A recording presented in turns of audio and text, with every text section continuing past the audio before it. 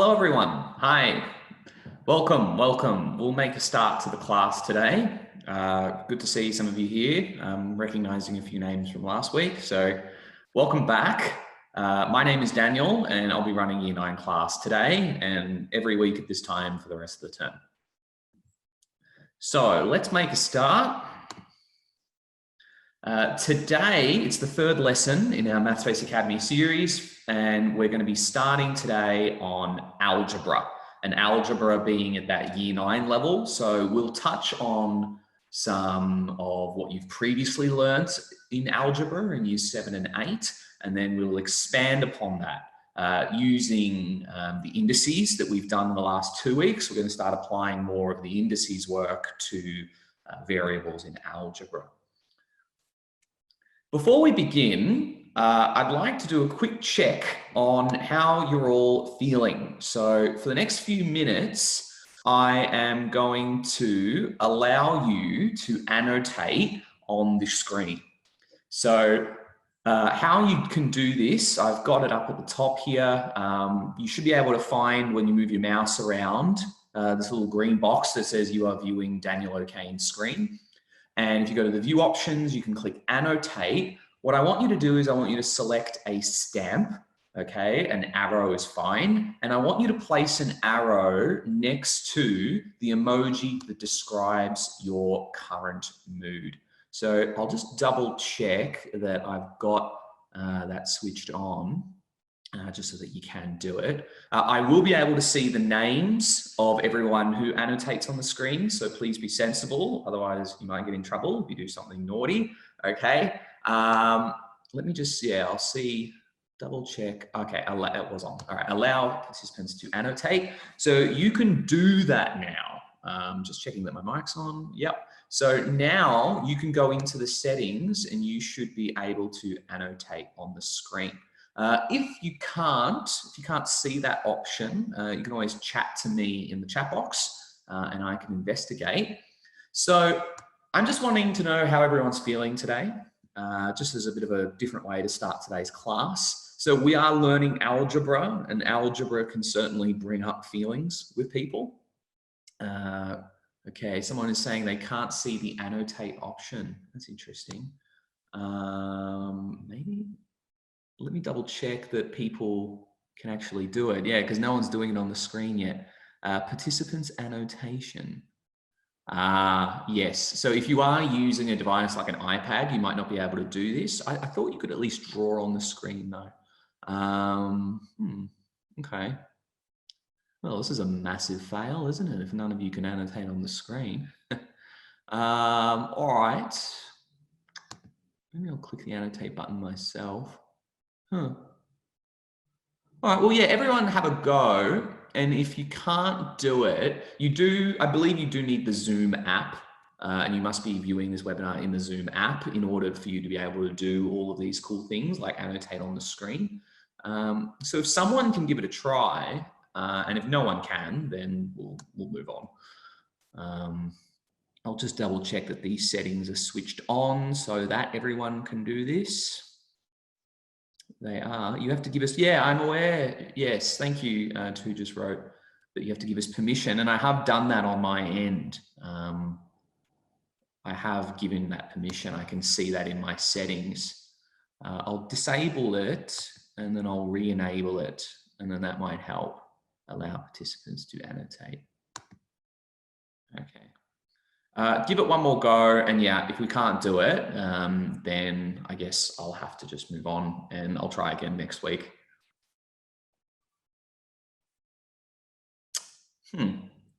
Well, that's very disappointing. All right. So how am I feeling? You could write to me in the chat box if you would like to write to me. You can do that instead if you can't annotate on the screen. You can write to me, just choose the emoji and I'll keep you anonymous. I won't say your name out to everyone. I am feeling like money. I'm feeling good. I don't really know what that emoji means, but I guess it's, greedy maybe. I don't know. Got a few smiles here, which is good. Smiles and happy. Algebra can sometimes make people feel like this. They can make them feel sick or gross or angry, like they're swearing. Some of you might have just woke up if you're working from home and you don't have class today. Or maybe, yeah, you're not a morning person. So yeah, thanks for everyone for writing on the box. Apologies that you can't annotate on the screen after all, that was my bad. So I guess we'll just keep going. Before we do, I'll just, okay, great. All right, let's keep going then. So, who am I? I'm Daniel O'Kane. Nice to meet everyone if this is your first time joining us at the Mathspace Academy. So I am a maths teacher who works at Mathspace, and I've created thousands of the work example videos that appear in our online textbooks. So you might have seen my face before in the textbooks if you've ever watched videos and if you're using Mathspace at the moment. So I used to be a maths teacher at Swinburne University, and I have over 10 years experience working with students both online as well as face-to-face in the classroom. So some housekeeping before we begin. Just as a reminder, like I remind you every week, we can't obviously teach you everything in 1 hour in a week, right? These lessons are more as a recap. So the ideal is that you'll have seen algebra in class before as a Year 9 student, and you're coming here for revision and just to solidify your understandings of the concepts. Now, it might be that you haven't worked in algebra yet in school, that you've been working on other topics instead. Different schools around Australia do things in different order, okay? So it's okay if you haven't seen algebra yet in school, and it would be fine if you came out of today's class and you still weren't 100% sure of what it was, because you would expect your teacher to work across this topic over several weeks, right? So even if you haven't seen algebra, I recommend you stick around, because you might find that once you do start learning algebra in school, you'll find this a lot easier because you'll have watched this session and participated. Now, I think there's a few less numbers than usual today, and that's because most of Australia is on school holidays. So if you are on school holidays, thank you for coming in and spending your time doing some maths over your school holidays. Not many students would have that dedication. Otherwise, you might be a Victorian student. So in Victoria, we're not on school holidays anymore. We're back at school for term 2. And so I myself, I live in Brunswick, north of Melbourne, and so I'm Victorian. So hello, fellow Victorians, if you're here. Someone's just asked in the chat how many people are here at the moment. We have about 20 so far, Charlotte. We might have more or less people as the webinar goes on. So today's chat box, I've enabled it so that now your messages only come to me. You can't talk to one another. So what we found last week was that because I wasn't really watching the chat box very much, I was focusing on the teaching. There were a lot of people just being silly and not, talking to one another, sharing Snapchat IDs with one another. It wasn't an appropriate use of the chat box. So now we've got it set that when you write messages in the chat box, they only come to me. So I will be asking questions today. I want to engage you all who are watching, and I want to test that you're understanding what I'm talking about. So there will be times today where I ask you a question, just like I did before with the emojis, and that you can then write to me in the chat box with your answer, okay? Now, if you have questions though about what we're learning today about algebra, I encourage you to use the Q&A feature to write a question there. And then that way, when we have some time at the end of the class, I'll take a look and I'll answer the questions to the best I can. Okay, so we're going to start the lesson on algebra. So we're going to do some algebra revision. We're going to also do some revision of the index laws, which we did in week 1. And we'll also talk about how they apply to variables. So in a lot of the examples I did last week, we were mainly in week 1 and last week with scientific notation, we were mainly working with numbers. Now we want to apply index laws to variables, to algebraic letters, terms.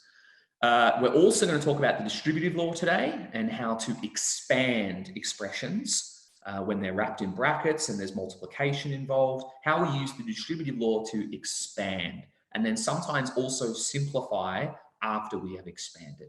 So if you don't know what I'm talking about, that's fine. Stick around. We'll get to it shortly.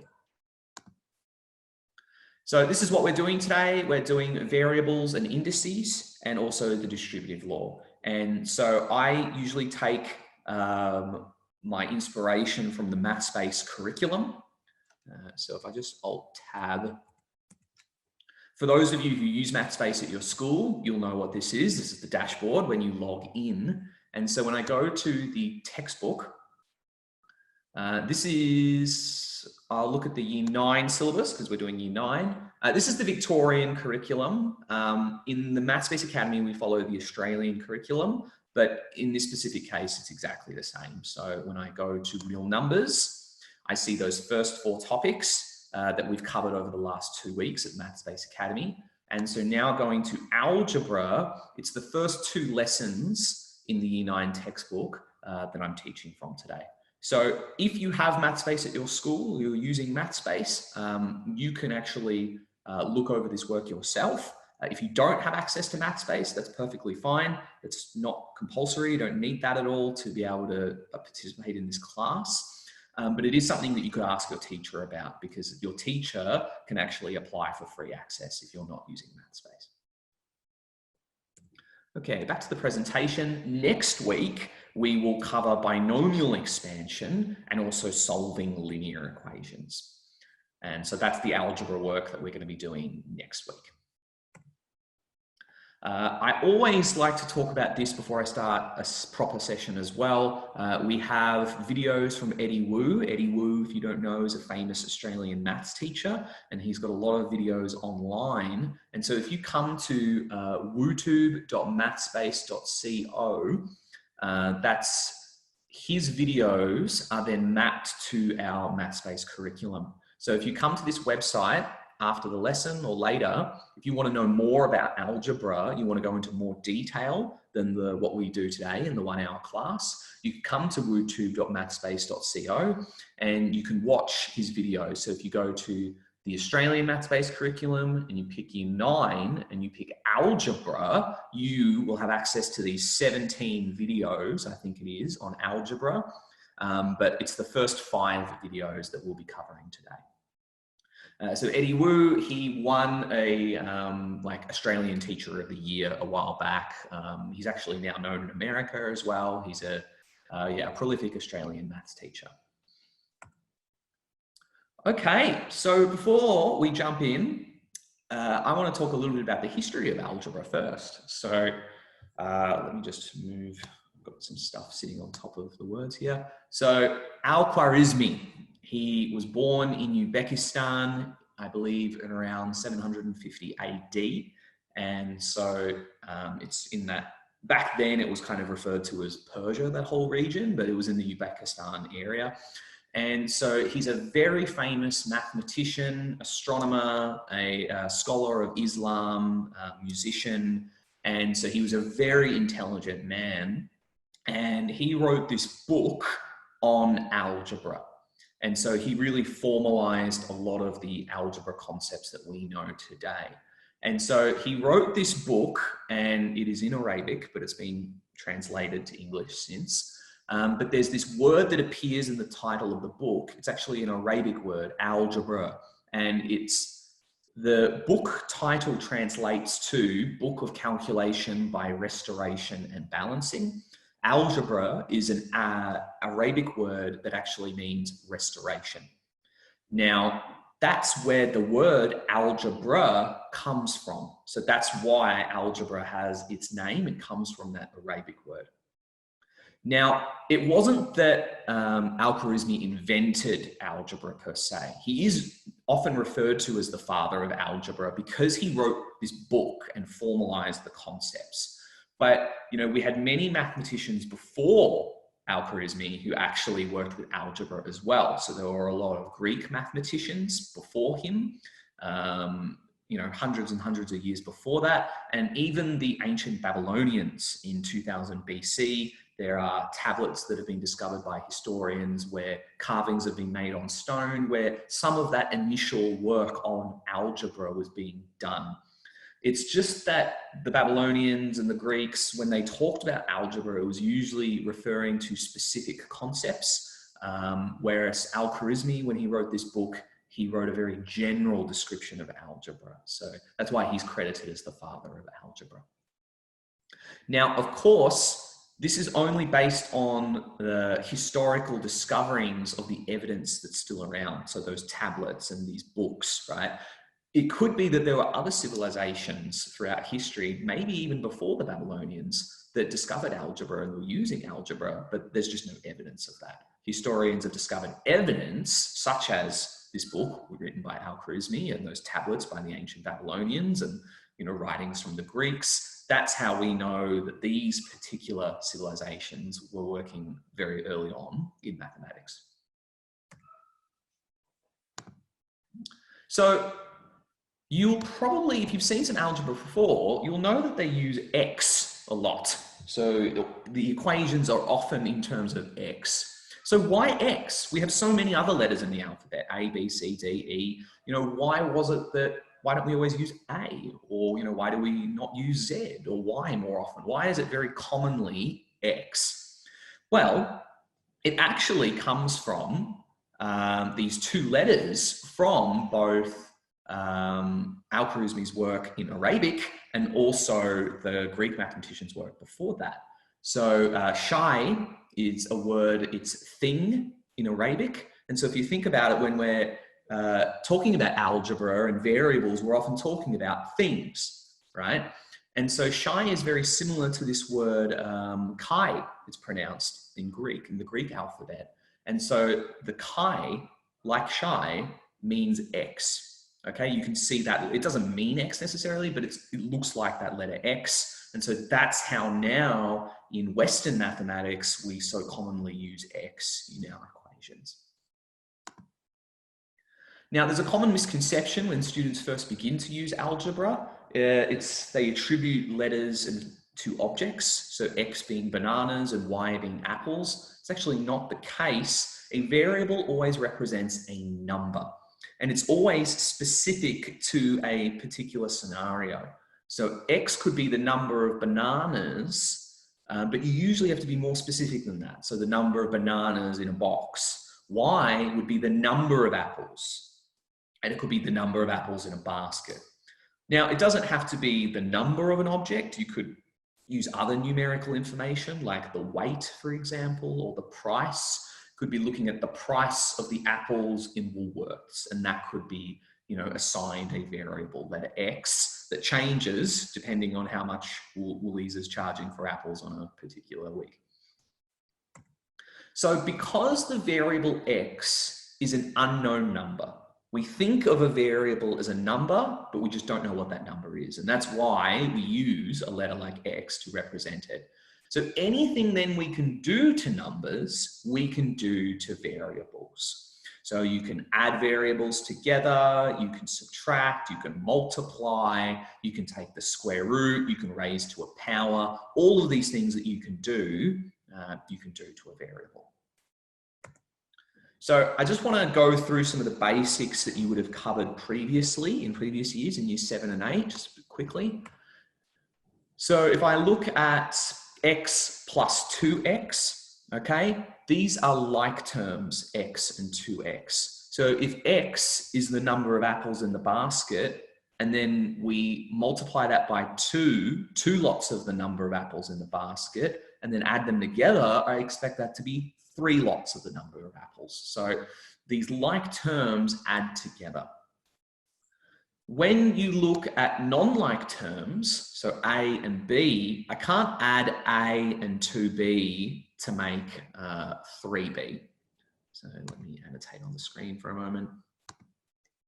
So you don't, sometimes students see this, A plus 2B, and they try and make like 3AB, like they try to combine them somehow. That's incorrect. So they're non-like terms. However, the A and the 3A, these are like terms. You can add these together. Same for the 2B and the 5B. You can find that difference because it's a negative 5B, right? So that's how this, I'll clear the drawings. That's how this becomes a plus 3a to be 4a, and then 2b minus 5b to be negative 3b. So you do have to be confident with your directed numbers, your positive and your negative numbers, to be able to work effectively in algebra as well. Now, previously, we would often use this multiplication symbol when working in algebra. Give me one moment. So I'm just going to annotate on the screen again. So we often use that multiplication symbol when you're multiplying two terms together. Okay, and also remember your BODMAS, sometimes known as BIDMAS, your order of operations. Okay, remember you always multiply before you add, so these multiplications need to happen first before you can do the addition. All right, so these rules of order of operations for numbers applies to algebra as well. Now, the thing about this X multiplication symbol that we've used for so long throughout primary school and even sometimes in high school is that you can sometimes in algebra get that confused with variable X. Variable X is very different to multiplication symbol X. So once you get to year 9 and also year 10, 11, and 12, you stop using that X symbol for multiplication and you start using a dot instead. It's different to a decimal, okay? A decimal sits below, the dot sits in the middle, and that means multiplication, okay? So your teachers, if you're working with algebra now, you might see them starting to use this notation already, okay?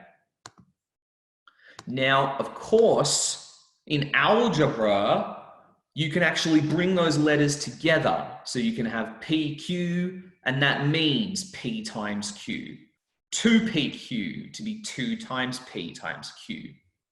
Now, something else that I've also done is that, remember, the order of multiplication doesn't matter with numbers. So 2 times 3 is the same as 3 times 2. 5 times 10 is the same as 10 times 5. It doesn't matter what order you multiply, it comes the same regardless. So I had in this particular algebraic expression PQ and QP. Well, QP I can just reorder as P times Q. So now I can see I've got 1 lot of PQ plus 2 lots of PQ to equal 3 lots of PQ. So teachers might sometimes try to trick you when they're writing the algebra questions and they'll write the letters the other way around. You can just change that order and then still they're like terms and you can bring them together. So technically P and Q and P, they are like terms. Even though they're written the other way around, it doesn't matter because you can change that order because that order of multiplication, when you're just looking at multiplication, it does not apply, it doesn't matter. Okay, I think I had something in the chat box. I'll just double check. Yes, so a student was just pointing out what I think you just beat me to it, right? A student just said, you know, you can just put the variables next to each other. You don't need the dot or the multiplication symbol. That's correct. And I just said that. Okay. True or false? So I would like you to answer this in the chat box. True or false, x plus 1 divided by x plus 4. Can I do it so that I can eliminate the x's, divide them out, and that the answer is 1/4? So I'd like you to write your answer in the chat box. Is it true or false? So I'll just give you a few moments. Some people are saying true, some people are saying false. Okay, I can confirm, I'll read out some of the names who got it correct. Naomi, Ray, Navara, Aaron. The answer is yes, false. You can't actually do that, all right? So I might take a moment to just quickly share my whiteboard. Just give me a moment to share this. I don't want to take up too much time doing this. Okay, so when I teach my students about this concept, x plus 1 over x plus 4, you really need to read this as x plus 1 in brackets divided by x plus 4 if you use that older division notation. And so when you follow the order of operations, you have to do what's inside the brackets first before you can do the division. Now, in this case, there are no like terms that you can add together. You can't add x and 1 to make 1x. You can't do x and 4 to make 4x. That's incorrect, okay? Actually, this particular algebraic fraction cannot be simplified. So it's just x plus 1 over x plus 4. In future years, once you get to year 10, year 11, you will learn something that's called algebraic division. But for now, in year 9, that's not the case. So exactly, Aaron has said x plus 1 you have to consider as a whole number. That's correct. Yeah, that's another great way to explain it. Okay, I'm going to go back to my slideshow. I'm going to ask another true or false question. So true or false, 2 plus 1 over 2 plus 4. Do I eliminate the 2's for that to become 1/4? So true or false?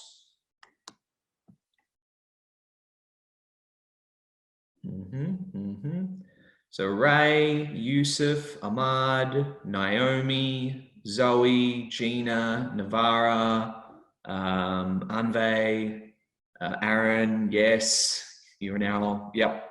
Yeah, you're all correct. The answer is false. So, I mean, knowing what I just taught you, you've got to do the addition first. 2 plus 1 is 3, and then 2 plus 4 is 8. So the answer is actually 3/8, not 1/4. So no, just like before, it's the same with numbers as it is with variables. You can't do that cancellation when you have addition and subtraction operations in the numerator and denominator. Okay. So, yes, someone actually just corrected me. 2 plus 4 at the bottom is not 8, it is 6. So 3/6 is the answer. So we'll see this in the next step. 2 plus 1 over 2 plus 4 is actually 3/6, and 3/6 is 1/2. So that's how you would simplify that fraction. So it does not equal 1/4. What about 3x times x squared? So this is a little trickier. I want you to write the answer in the chat box.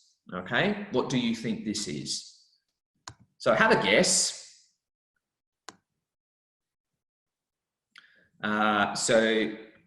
Yep, I'm getting some answers coming through. 3x times x squared. So yeah, this one throws off people sometimes. I'm getting some people saying 5x. So what they're doing with that power of 2 is they're just multiplying it by the 3 and putting it out the front, and it's just 5x. That's incorrect. The answer, which I'm seeing that a lot of people are getting, I can read out some names, Ray, Naomi, Luca, Yusuf, Aaron, Ahmad, yeah, 3x to the power of 3. That is the answer, okay? So what you're doing is those x's, x times x squared, they come together to make x cubed, and I'll show you how to use index laws in a moment to do that. And then that 3, which we call the coefficient, just stays at the front. So 3x to the power of 3 is the answer. So a bit of revision from our first lesson at the Mathspace Academy, index laws. And now we want to apply index laws to variables. So x cubed times x squared. I know that's x times x times x for the x cubed, and then I'm multiplying by x times x. So see that now I'm using this dot symbol to represent multiplication. It means that I'm not going to get it confused if I were to use x's with the x variable. So that's why we use this dot now. But of course, you can then bring them all together and not use the dot. But I know that these 5x's multiplied in a row must be x to the power of 5. And then that's the same as just adding those powers on the x. So x to the power of 3 plus 2, which is 5. The division law applies, but now in algebra, we tend not to use that division symbol anymore. We tend to use fractions now to represent algebra. So now that you're in year 9, you're going to see less and less of the division symbol when working with algebra, and you'll see more and more of the fraction notation. So if you were in my first lesson, you'll remember this slide, x to the power of 5 over x to the power of 3.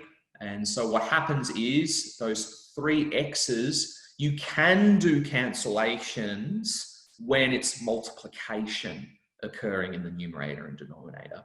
So you weren't able to do this before because the terms were being added in the numerator and denominator, but when they're being multiplied, you can do this. You can eliminate those common factors from the numerator and denominator. So that just leaves you with x times x, which is x squared. That is the same as finding the difference of those powers. The power of a power law. This is the 3rd law that we teach in the Mathspace ebook in the online textbook. So if I look at the letter p, p squared to the power of 4, I know that's going to be a base of p squared in a factor tree where it multiplies by itself and it appears 4 times. So p squared times p squared times p squared times p squared.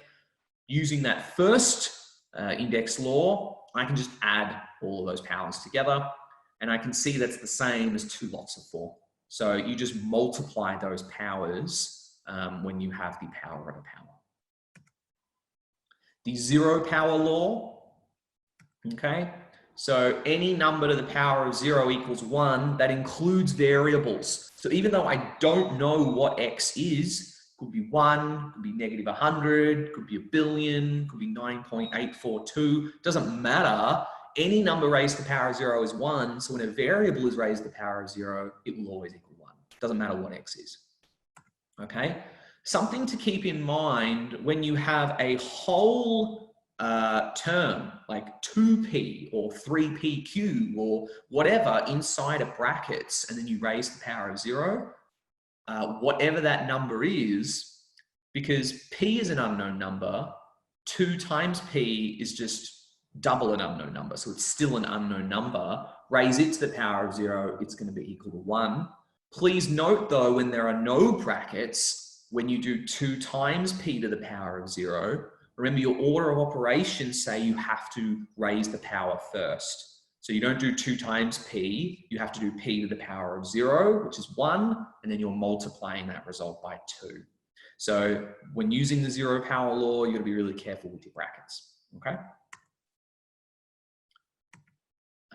This is a derivation of the 0 power law, similar to the derivation that I showed you in lesson 1, except instead of with numbers, I'm doing it with variables now. So a squared divided by a squared is 1. Okay, and also, if I use that second index law, that division law, I know a squared divided by a squared would be a to the power of 2 minus 2, which is a to the power of 0. So then, of course, these have to be equal. So that means any variable to the power of 0 must equal 1. We have the negative index law as well. Remember, we did that in lesson 1 as well, and we were using this in the scientific notation as well last week. Okay, a negative power is like taking the reciprocal of that base and then raising to a positive power. Okay, so when it's for a number to the power of -1, it becomes 1/2. Y to the power of -3 becomes 1 over y cubed. And so you can, I mucked up my animations here, but you can do a similar derivation with negative indices. So using a variable y squared over y cubed. I can calculate using the division law to be y to the power of -1. But then I know as well through elimination, I can divide y out as a common factor of the top and bottom to get that y squared over y cubed is 1 over y. And that's how I can derive that y to the power of -1 is 1 over y. And I could do that. I could do that with y squared and y to the power of 4 to prove that y to the power of -2 is 1 over y squared. Okay, so before we go to the distributive law, it's time now to look at some examples. And so I'm going to use Mathspace again to do some of these examples. It's in this one. I have to quit the, yep. Okay, so coming here. So I want you guys to use the chat box to help me out again. Okay. Let's open up the chat box so I can see it. So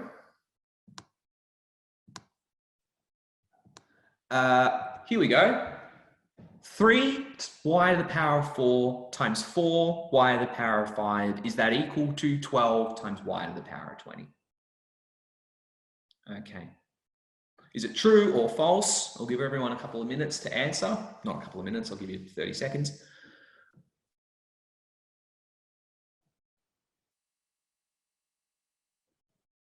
So reading some people's answers, Ray, Onve, Elisa, Chetna, apologies if I'm mispronouncing anyone's names, Yusuf, Aaron, Luca, you're all answering false, and that is correct, okay? It is false. So can anyone explain in the chat box why it is false?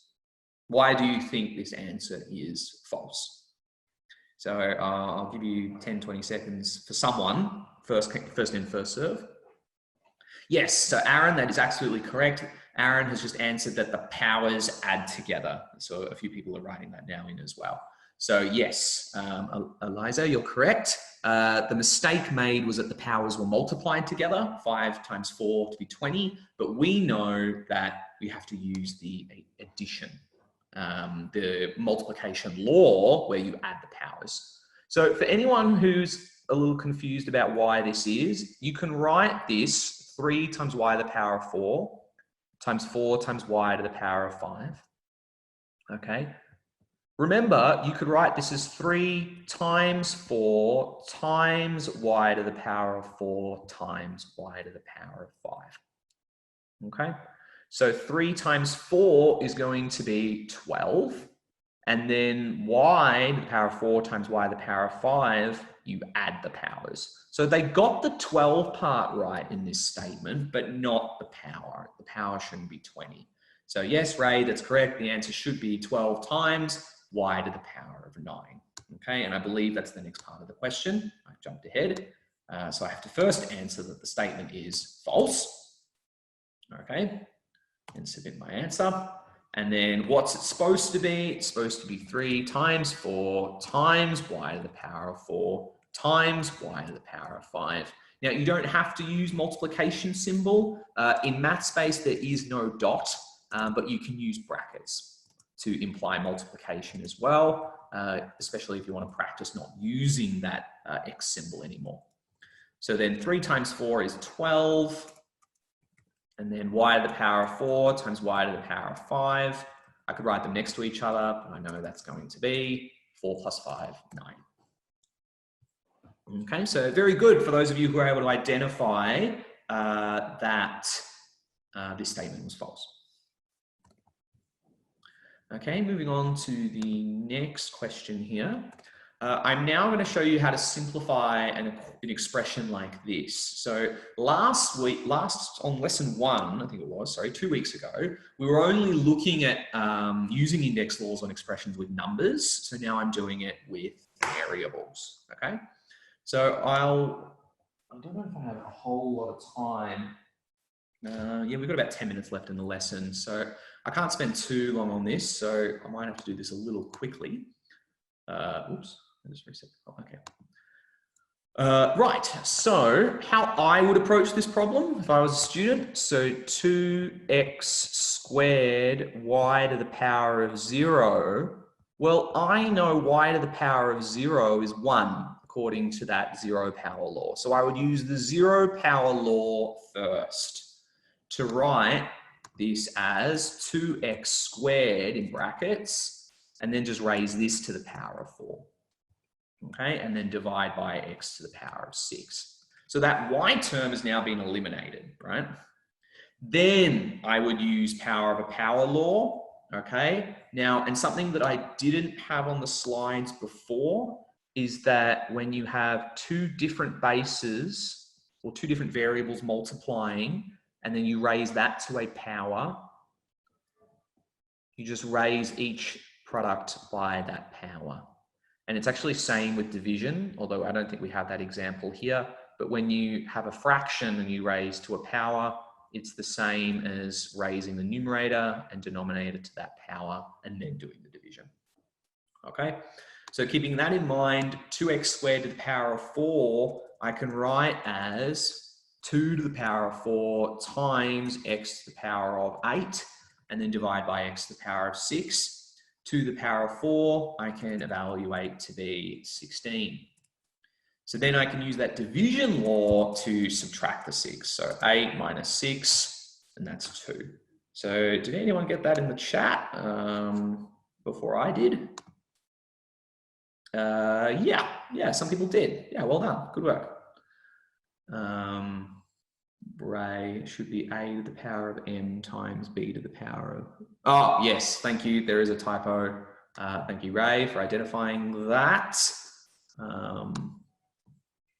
Let me just fix that on the board. That's correct. This should not be a letter A.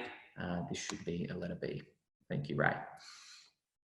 Okay, great. I'll move on. I don't think I've actually got time to do this next question. I think I've got to move on. Oh, I can do it very quickly, okay? See if you can beat me to it. If you want to write the answer in the chat, go right ahead, okay? So we're using the zero power law mainly in this case. So looking at the first term, 10x to the power of 6 all to the power of 0, that's 1 straight away, okay? Any number to the power of 0 is 1. And I don't need to use the power of a power law to calculate this. I could, but it would just take this question longer, okay? 10 to the power of 0 is equal to 1. And correct, some people are writing the answer as -8 as the final answer. That's correct, because 10h to the power of 0 is 10 times 1, which is 10. So actually, this is, yep, people are getting it now, 1 plus 1 minus 10, which is equal to -8. So some people, I think, initially did make that mistake. They thought the answer was 1, just 1 plus 1 minus 1. Yeah, you have to be careful of that 10h to the power of 0 and not misread that. Okay, so back to my slides. Before we finish today, I'm going to talk about now the distributive law as well. And we will cover the distributive law in more detail next week when we talk about binomial expansion.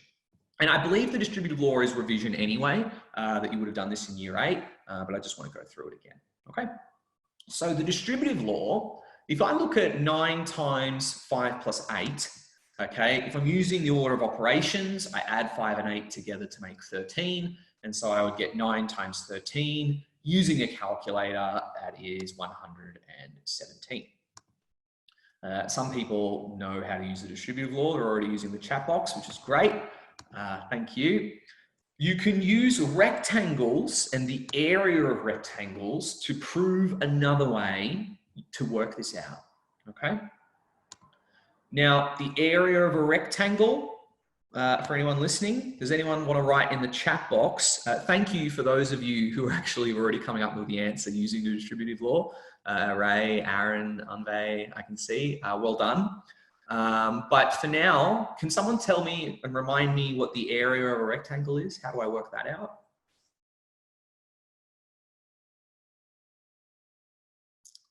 Thank you. Yes, people are telling me it is length times width, or some people know it as length times breadth, L times B, okay? I'm going to use L and W, okay? So length times width, and notice as an algebraic expression, I'm not using the multiplication symbol. I'm not even using multiplication dot. I'm just bringing those letters together. L is my length of the rectangle. Width is my width of the rectangle. And so these measurements are in centimeters if I'm using this specific example. So the first rectangle, 9 times 5 centimeters, 9 centimeters by 5 centimeters, the area of that rectangle on the left makes 45 square centimeters. And then that rectangle on the right, 9 by 8, so I can see that height is 9 and that width is 8. 9 centimeters by 8 centimeters is 72 centimeters squared. So you could add those areas together to get the total area of the rectangle, which is 117 square centimeters, which I could have worked out the same if I had used that first technique of adding 5 and 8 first and then multiplying by 9. So what we've learned is that, yes, well done for everyone who was getting this before in the chat box. 9 times 5 plus 8 is equal to 9 by 5 plus 9 by 8. And so this is an example of the distributive law. And note, order of operations apply. So when I read 9 times 5 plus 9 times 8, I have to do the multiplications first, and then I can do the addition.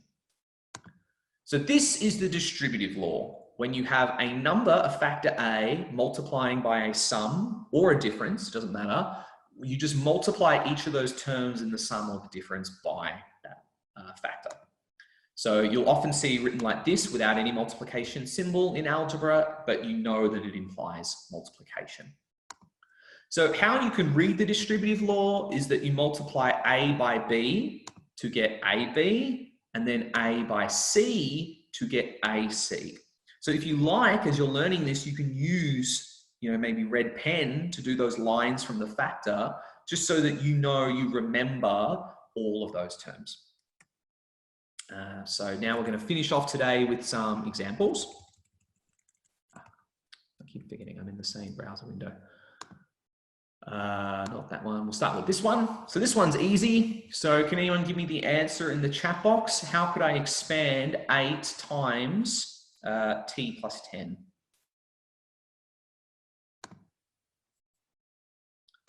Chetna, yes, I can share my slides. I'll show you where to find them in a moment. Yep, so a lot of people are getting the correct answer, which is 8t times 80. So when students first learn the distributive law, they can make the mistake of just multiplying 8t and then they add 10 at the end, but that's incorrect, okay? You have to remember, so this is wrong, what I've written on the board, all right? What you have to remember is that you're multiplying both terms by 8 using the distributive law. So yes, correct for a lot of people in the chat box. This just becomes 8 times t plus 8 times 10, which you can then evaluate 8 times 10 to be 80. Well done. The next problem, let's see if anyone can get this. We're now going to have to start using indices as well when we're using the distributive law. So you do have to combine the two sometimes. So with 4f times f minus 5g minus 2h, because we're starting to work with powers, it can be a little difficult to write in the chat box, but give it a go. So what you're doing is you're multiplying each of these 3 terms by the 4f. Yes, so that first term I can see a lot of people are writing as 4f squared, so all 4 times f to the power of 2. So f times f makes f squared, okay? And then you have to minus 4 times 5 times g, and then minus 4f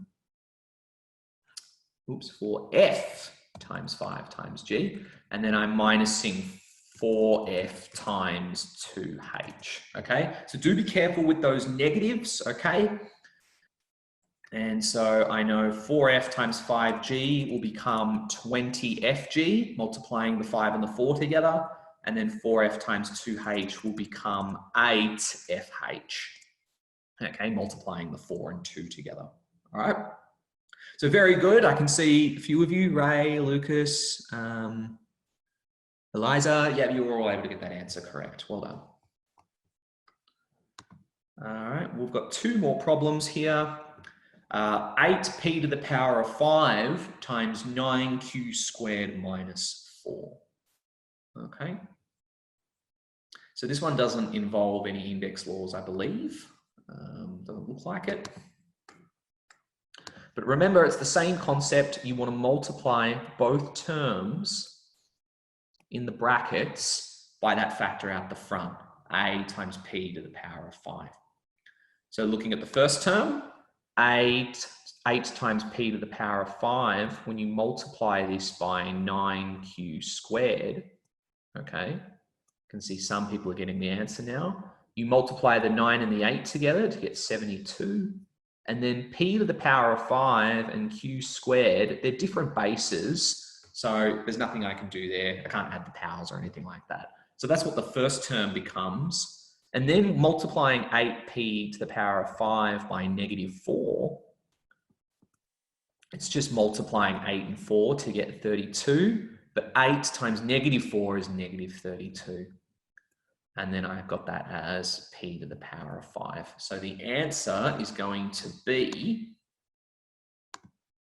72 times p to the power of 5 times q squared, and then subtracting 32p to the power of 5. So I can see some people have written that in there.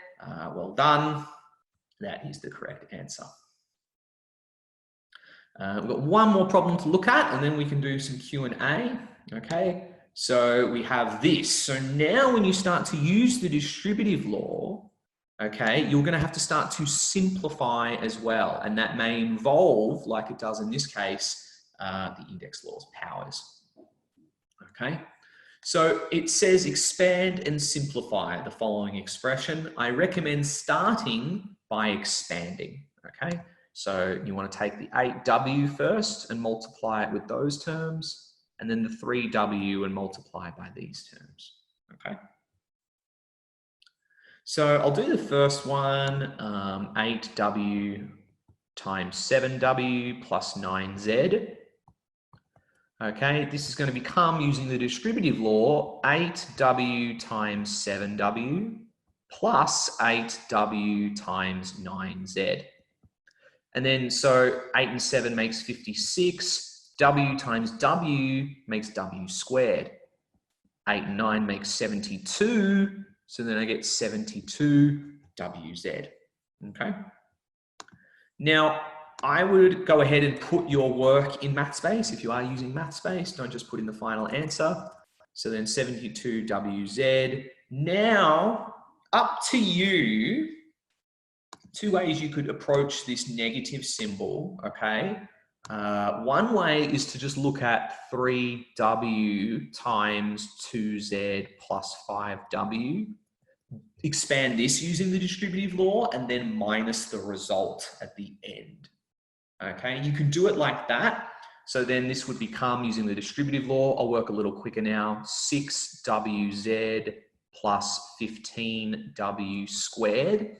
So then what that involves is then minusing that answer in brackets. Okay, and that's really important. So Aaron, I can see you've done that with the brackets, very good. A lot of students would make this mistake. They would minus 6wz plus 15w squared, but that's incorrect. That will show as wrong, okay? You're actually subtracting this sum, okay? So that's why the brackets there are really important, all right? Alternatively, what you could do, okay, is that you could actually include the negative in your expansion. So minus 3w times 2z plus 5w. And so you're treating that minus as a negative. So then negative 3w times 2z and then negative 3w times 5w. So then this becomes negative 6wz minus 15w squared, because both of those terms in the brackets are positive and you're multiplying them both by a negative number, okay? So actually this becomes negative 6wz minus 15w squared, okay?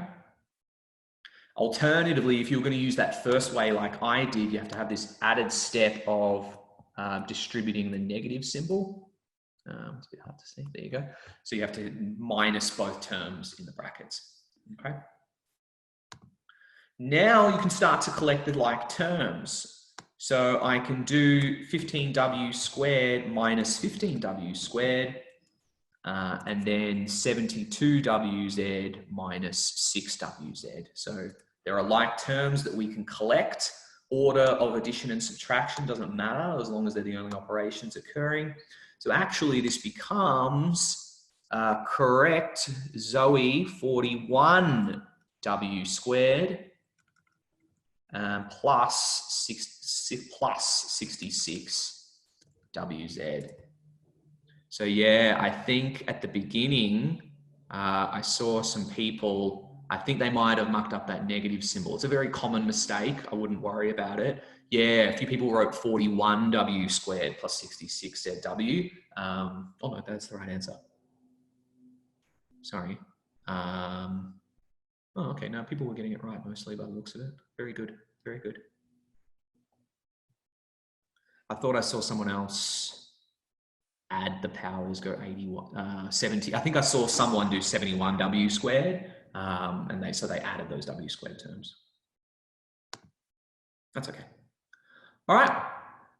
That's it for today. I think we're almost at time. Yeah, we've got a couple of minutes. So I don't have any other problems I need to work through today. So what you can do now as students, if you are using Mathspace, if you have access to Mathspace, what you can do now is that if you're in your dashboard, it doesn't matter if you're working on other work from your teacher. And again, prioritize your homework. If your teacher's giving you homework in Mathspace, obviously do that first, okay?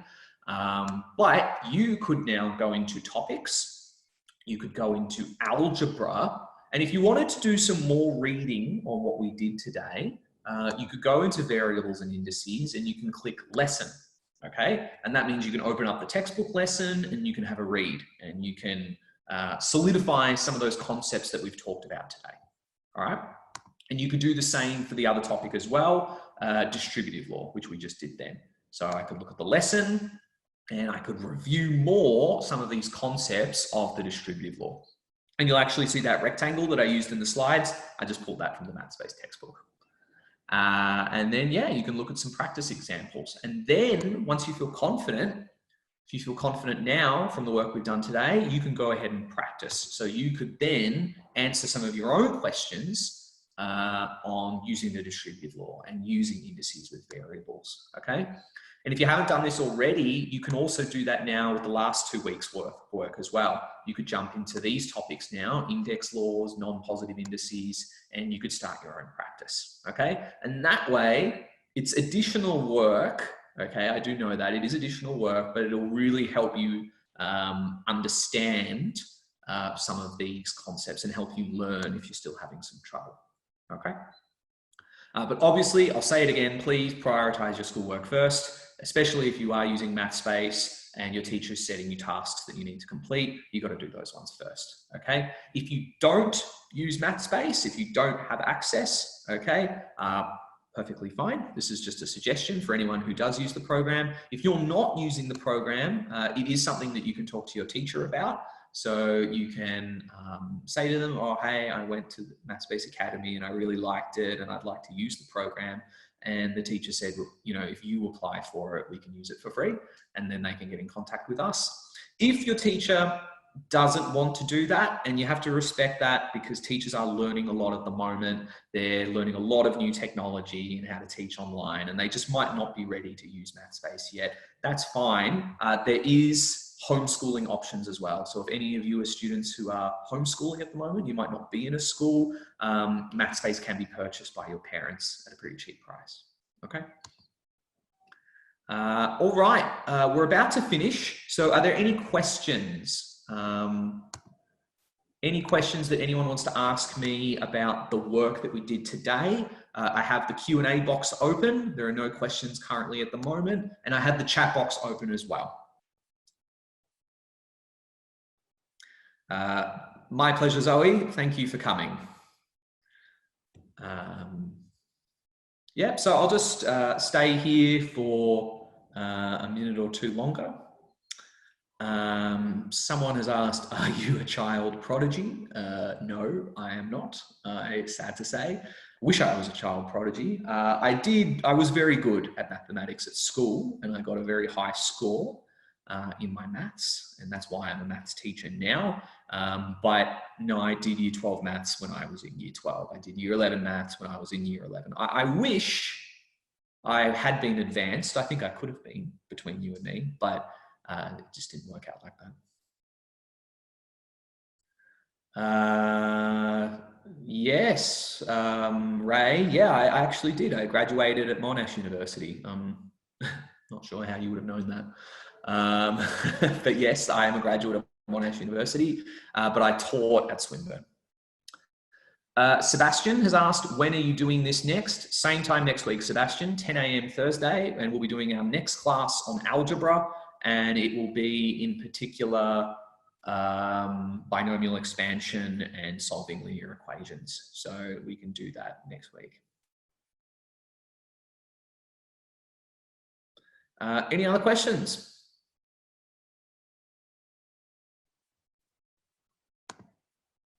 Anve, when will we learn Pythagoras? We will do Pythagoras. I'm not sure what week. We can take a look, actually, because there is a document that we've shared with teachers that will go on the website later.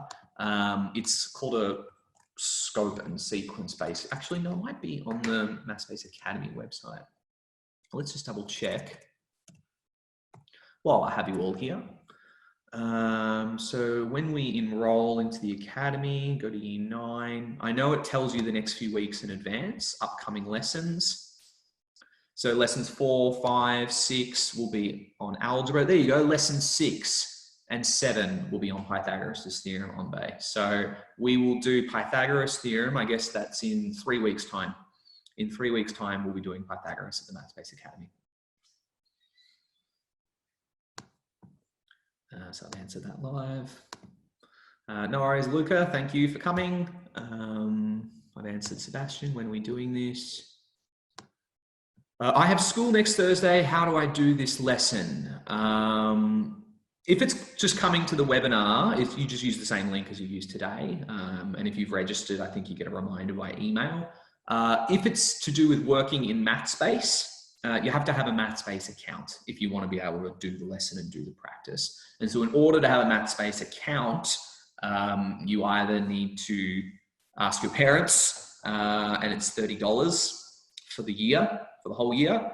So you could pay for it or your parents could pay for it. Alternatively, schools can currently use it for free. So you could ask your maths teacher if they could apply for a Mathspace access, and then they can create you an account.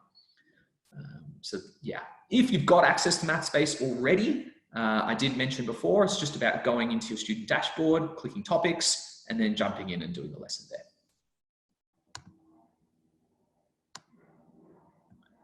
Okay, Yusuf, can you put a challenging question at the end of each lesson? That's a good idea, Yusuf. Okay, yeah, I'll do that next week. I'll make a really hard question based on what we've learned in that day. And then what I might say is you've got the week to do it. Or maybe I'll even pose the hard question at the very start of the class, and then you can tell me at the end of the class what the answer is. That's a great idea, Yusuf. I'll do that next time. Okay, dismiss these questions. All right. Luca, can I see your lesson at another time after 10 a.m.? So yes, everyone, remember these lessons are recorded. So looking at the Mathspace Academy website, I can click lesson 1. That was what we did 2 weeks ago. And as long as you enter your email and your name, just so that we know who's watching the video, you can then go watch that lesson that I did 2 weeks ago. So if it was next week and you miss a lesson, you can always watch the recording later. The recording becomes available after 24 hours. Ray, can you do calculus? I can't do calculus in these lessons because I'm teaching year 9. Calculus is a year 11 and 12 concept. You're welcome to register for the year 11 and 12 classes. The year 12 class actually starts at 11 a.m. So if you felt confident, you could jump into the year 12 class from 11 till 12. But I don't know if they're doing calculus. Actually, it might be the essential mathematics. It might not be the specialist or math methods. But if there's enough interest, we will start doing calculus lessons. But me personally, in the year 9 class, I can't cover it because it's not, most students aren't ready to do calculus. We're only learning algebra.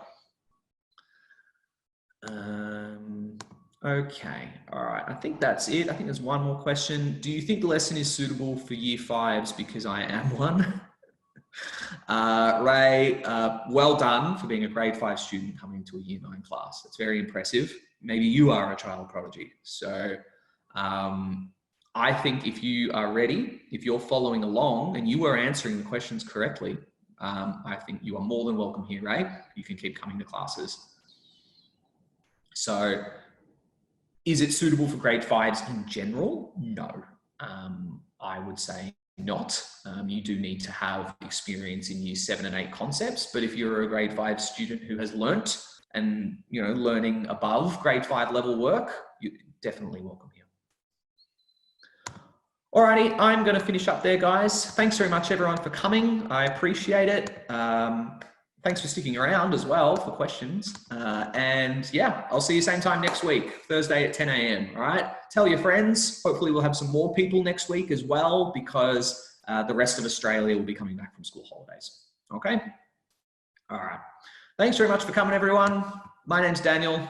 I'll see you next week.